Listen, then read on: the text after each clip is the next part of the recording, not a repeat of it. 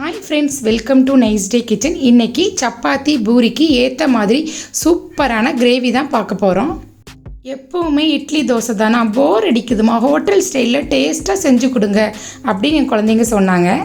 Soya பட்டாணி போட்டு இந்த கிரேவி செஞ்சு பார்த்தேன். செம்ம டேஸ்ட்டாக க்ரீமியாக இருந்தது. ஒரு சப்பாத்தி என்ன 5 சப்பாத்தி கூட ஒரு நிமிஷத்தில் சாப்பிட்ருவாங்க. அப்புறம் என்னங்க, நைட்டே உடனே இந்த கிரேவி பண்ணி எல்லாரோட பாராட்டையும் வாங்கிருங்க. எப்படி செய்யலான்னு பார்க்கலாம் வாங்க, வீடியோக்குள்ளே போகலாம். ஃபஸ்ட்டு ஸ்டவ்வில் பாத்திரத்தில் தண்ணி வச்சுக்கோங்க, நல்லா கொதிக்கட்டும். அடுத்து பார்த்துக்கிட்டிங்கன்னா தண்ணி கொதிச்சிடுச்சு. இதே மாதிரி சின்ன சோயாவாக எடுத்துக்கோங்க. 1/2 கப் சோயா எடுத்துருக்கேன். இப்போ எல்லாத்தையும் நம்ம போட்டுடலாம். அடுப்பை கம்மி பண்ணிக்கோங்க. சோயாவை நல்லா மிக்ஸ் பண்ணி விட்டுருங்க. 5 நிமிஷம் நல்லா வேகட்டும். சோயா கொஞ்சம் வெந்துருச்சு, ஸ்டவ்வை ஆஃப் பண்ணிடலாம்.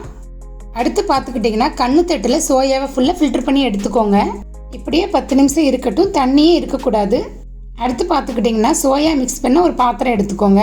1 கப் தயிர் ஊற்றிடுங்க, புளிப்பு இல்லாத தயிர். நெக்ஸ்ட்டு மிளகாத்தூள் 1 டீஸ்பூன் போட்டுக்கோங்க. நெக்ஸ்ட்டு 1 டீஸ்பூன் தனியா பொடி. அடுத்து 1/4 டீஸ்பூன் மஞ்சள் தூள், உப்பு 1 டீஸ்பூன், கரம் மசாலா தூள் 1/2 டீஸ்பூன். எல்லாத்தையும் நல்லா மிக்ஸ் பண்ணிடுங்க. எல்லாத்தையுமே தயிர்லேயே நல்லா மிக்ஸ் பண்ணிடும், தண்ணி எதுவும் ஊற்றிடாதீங்க. சோயாவெல்லாம் போட்டுடலாம். சோயாவை நல்லா மிக்ஸ் பண்ணிடுங்க. சோயாவெல்லாம் மிக்ஸ் பண்ணியாச்சு. அப்படியே ஒரு 20 நிமிஷம் இருக்கட்டும், மூடி வச்சுருங்க. ஸ்டவ்வில் ஒரு பேன் வச்சுக்கோங்க, நல்லா சூடாகட்டும். எண்ணெய் ஊற்றிக்கலாம்.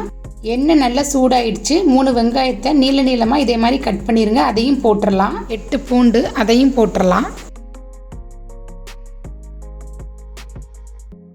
நெக்ஸ்ட்டு பார்த்தீங்கன்னா 1 துண்டு இஞ்சி அதையும் கட் பண்ணி போட்டுருங்க. நெக்ஸ்ட்டு பார்த்தீங்கன்னா பெரிய தக்காளி பழம் 1 அதை கட் பண்ணி அதையும் போட்டுருங்க. ஸ்டவ்வு கம்மியாகவே இருக்கட்டும், நல்லா வதக்கி விட்டு ஸ்டவ் ஆஃப் பண்ணிடுங்க. நல்லா ஆறட்டும். அடுத்து பார்த்துக்கிட்டிங்கன்னா மிக்ஸி ஜாரில் மாற்றி நல்லா அரைச்சிட்டு வந்துடலாம். கொஞ்சம் தண்ணி ஊற்றி இதே மாதிரி பேஸ்ட்டாக அரைச்சிருங்க. ஸ்டவ்வில் பேன் வச்சுக்கோங்க, நல்லா சூடாகட்டும். ஒரு 3 டீஸ்பூன் எண்ணெய் ஊற்றிக்கலாம். எண்ணெய் சூடாயிடுச்சு. அரைச்சி வச்ச மசாலாவை போட்டுடலாம். மசாலாவை எண்ணெயிலே நல்லா வதக்கிடுங்க. 1 டீஸ்பூன் மிளகாத்தூள் போட்டுக்கோங்க. இதையும் நல்லா மிக்ஸ் பண்ணிடுங்க.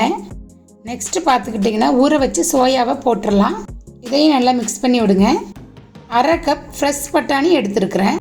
காஞ்ச பட்டாணி எடுத்துக்கிட்டிங்கன்னா முதல்லையே வேக வச்சு எடுத்து வச்சுக்கோங்க. எல்லாத்தையும் நல்லா மிக்ஸ் பண்ணிடுங்க. உப்பு காரெல்லாம் அளவாக இருக்கான்னு பார்த்துக்கோங்க. கொஞ்சம் தண்ணி ஊற்றிக்கோங்க. மசாலா அரைச்ச தண்ணி இருந்தாலும் ஊற்றிக்கலாம். நல்லா மிக்ஸ் பண்ணி விட்டுருங்க. சிம்லே இருந்து நல்லா கொதிக்கட்டும். நல்லா வெந்துருச்சு. லாஸ்ட்டாக ஒரு சீக்ரெட் சேர்க்க போகிறோம். அது ஒன்றும் இல்லை, கஸ்தூரி மேத்தி தான்.